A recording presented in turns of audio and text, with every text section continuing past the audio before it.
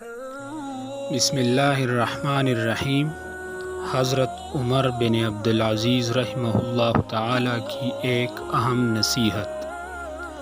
حضرت عمر بن عبدالعزیز رحمہ اللہ تعالی نے ایک شخص کو خط میں یہ نصائح لکھی کہ میں تجھے تقوی کی تاکید کرتا ہوں جس کے بغیر کوئی عمل قبول نہیں ہوتا، اور اہل تقوی کے سوا کسی پر رحم نہیں کیا جاتا، اور اس کے بغیر کسی چیز پر ثواب نہیں ملتا۔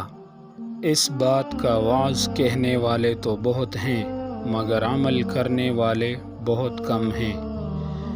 اور حضرت علی مرتضیٰ رضی اللہ تعالی عنہ نے فرمایا کہ تقوی کے ساتھ کوئی چھوٹا سا عمل بھی چھوٹا نہیں ہے، اور جو عمل مقبول ہو جائے وہ چھوٹا کیسے کہا جا سکتا ہے۔